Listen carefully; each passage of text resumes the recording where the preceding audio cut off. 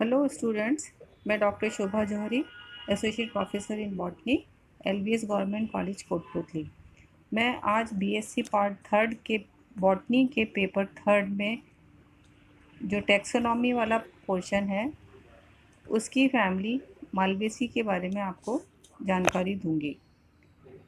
Family Malvaceae के बारे में आपने पहले भी 11-12 क्लासेस में पढ़ा होगा।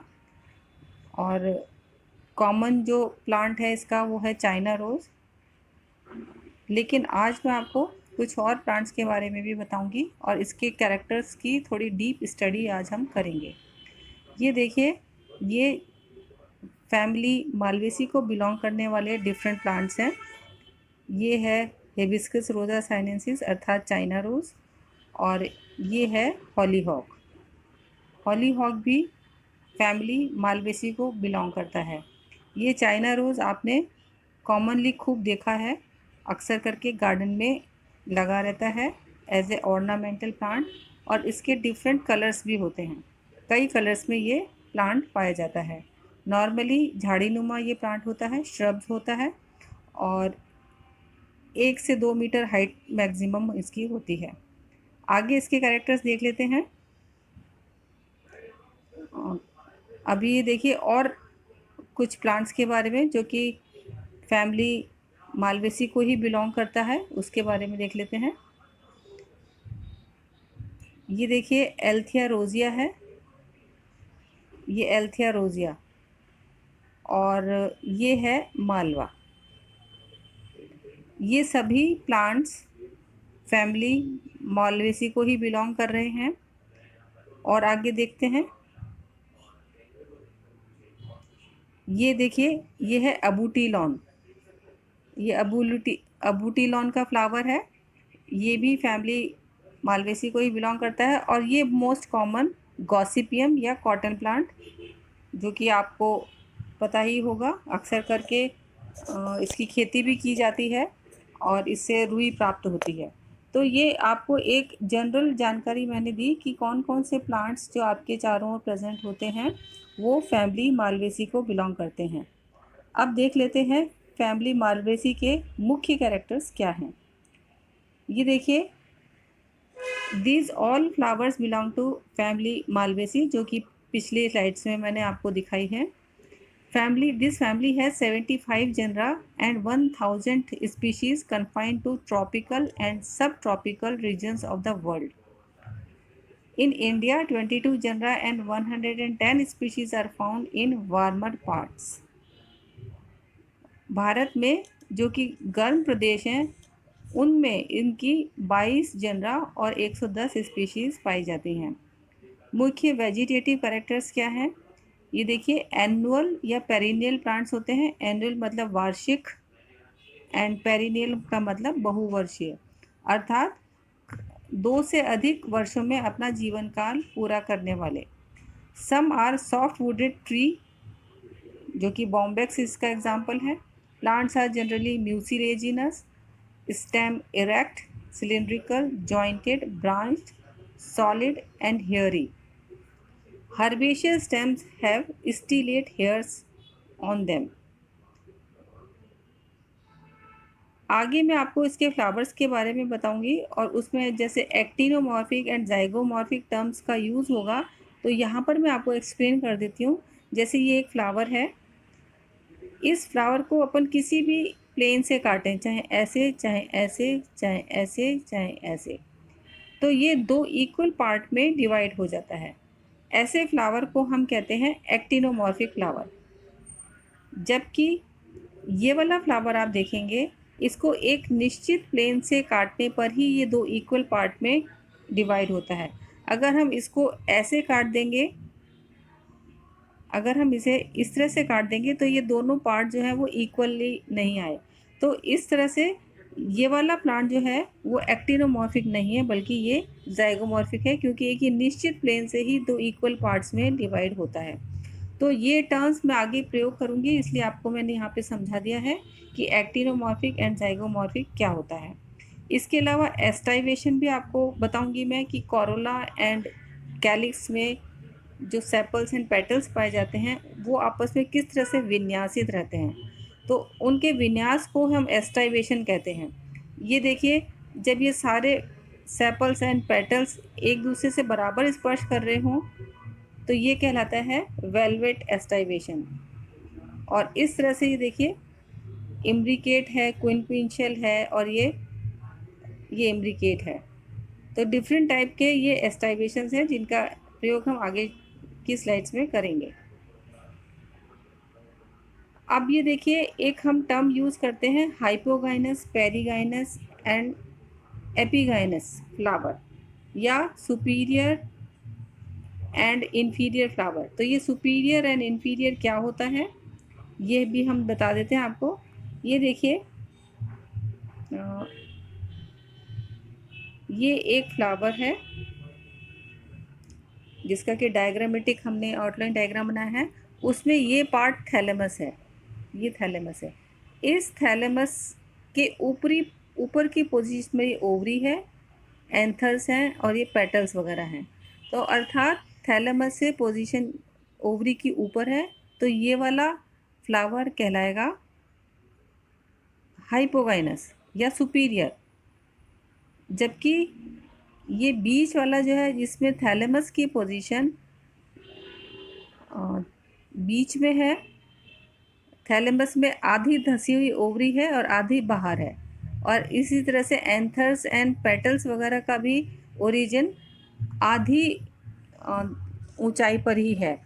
अर्थात ओवरी आधी तो ऊपर है थैलेमस से और आधी थैलेमस के अंदर धंसी हुई है। ऐसा फ्लावर कहलाता है half superior, half superior flower कहलाता है, या हम इसको पेरीगाइनस फ्लावर कहते हैं। ये पेरीगाइनस है, टेक्निकली पेरीगाइनस फ्लावर है। और जबकि अगर थैलेमस की पोजीशन ऊपर हो और ये ओवरी नीचे हो, स्टेमन्स भी नीचे की पोजीशन से निकल रहे हो, ये कैलिक्स कॉरोला भी नीचे की पोजीशन से हो और ये थैलेमस ऊपर हो, तो ऐसा फ्लावर कहलाता है इन्फीरियर या एपिगाइनस। अर्थात ओवरी की पोजीशन थैलेमस से नीचे की तरफ है, तो ऐसा फ्लावर कहलाएगा इन्फीरियर। इसके लिए टेक्निकल वर्ड हम यूज़ करते हैं एपिगाइनस, EPIGYNOUS। तो ये टेक्निकल टर्म्स मैंने आपको यहाँ पर एक्सप्लेन कर दी हैं, इन शब्दों का प्रयोग आगे की स्लाइड्स में अपन करेंगे। और इसी तरह यहाँ पर मैंने प्लेसेंटेशन को भी दिखाया है। ये जो अगर एक TS ऑफ ओवरी हम काटें तो ये बीच का पार्ट जो है वो प्लेसेंटा होता है और ये इसके लॉक्यूल्स हैं, और इसमें ये जो पार्ट आ रहे हैं ये ओव्यूल्स हैं। जब ये ओव्यूल्स सेंट्रल प्लेसेंटा पे लगे हुए होते हैं तो ये इस प्रकार की ओवरी या प्लेसेंटेशन कहलाता है एक्साइल प्लेसेंटेशन। तो इस प्रकार का प्लेसेंटेशन मालवेसी फैमिली में देखने को जनरली मिलता है। आगे देखते हैं। आपको लीव्स वगैरह के बारे में भी मैं आइडिया देना चाहूँगी कि मालवेसी फैमिली में किस किस प्रकार की लीव्स होती हैं। जैसे कि कॉटन प्लांट में ये इस प्रकार की लीव्स हैं। ये आप देखिए, इसमें ये है, इसको हम पामेटली कंपाउंड लीव बोलते हैं। और जबकि इस वाले डायग्राम में मैंने आपको सिर्फ स्टिप्यूल को दिखाने की कोशिश करी है कि स्टिप्यूल क्या होता है। ये होता है पर्णवृंत के बेस पे ये जो आउटग्रोथ निकली हुई होती है, इसको स्टिप्यूल कहते हैं। तो ये स्टिप्यूल का भी आपको ज्ञान हो जाना चाहिए कि ये क्या होता है। आगे देखते हैं लीव्स के बारे में ही। लीव्स आर कॉलाइन, कॉलाइन का अर्थ होता है कि मेन ब्रांच पे प्रेजेंट होती हैं। ऑल्टरनेट, स्टिपुलेट, स्टिपुलेट अभी आपको मैंने बताया ही है कि स्टिप्यूल क्या होता है। सिंपल, एंटायर, एंटायर का अर्थ होता है चिकनी मार्जिन्स। पामेटली डिवाइडेड, आपको जैसे कि कॉटन प्लांट की लीव्स मैंने आपको दिखाई थी। मल्टी कॉस्टेड, जब ये पामेटली डिवाइडेड लीव्स होती हैं तो उनमें मध्य शिराएं भी कई सारी होती हैं, एक से अधिक होती हैं, तो इस स्थिति को हम कहते हैं मल्टी कॉस्टेड वेनेशन। रेटिकुलेट का अर्थ होता है जालिका व शिरा विन्यास। तो ये डाइकॉट का या द्विबीजपत्री का एक टिपिकल कैरेक्टर होता है रेटिकुलेट वेनेशन। तो ये वेनेशन भी मालवेसी फैमिली के मेंबर्स में पाया जाता है। Stipules are free and caducous. Stipule जो बताए थे आपके पर्णव्रंथ के बेस पे, वो फ्री होते हैं एंड कैडुकस अर्थात झड़ने वाले भी होते हैं। इसके बाद आ जाते हैं हम अपन इन्फ्लोरेसेंस पे। ये देखिए inflorescence. Inflorescence generally solitary axillary और टर्मिनल, अर्थात एक्सिल में या कक्षस में एक फ्लावर लगता है या टर्मिनल पोजीशन पर भी एक फ्लावर लग सकता है, जबकि कैडिया में ये पेनिकल टाइप का इन्फ्लोरेसेंस होता है। फ्लावर ब्रैक्टिएट, पुष्प का जो व्रंत होता है उस व्रंत के पे जहाँ पे जिस स्टेम पे लगा हुआ होता है, तो उस व्रंत और स्टेम के बीच में अगर कोई आउटग्रोथ होती है उसको हम ब्रैक्ट कहते हैं। और जहाँ पे ये जिस फ्लावर की बेस पे ये ब्रैक्ट प्रेजेंट होता है वो फ्लावर ब्रैक्टिएट कहलाता है। और इसी तरह अगर एक से अधिक कोई संरचना होती है तो वो ब्रैक्टियोल कहलाता है, और फ्लावर कहलाएगा ब्रैक्टियोलेट।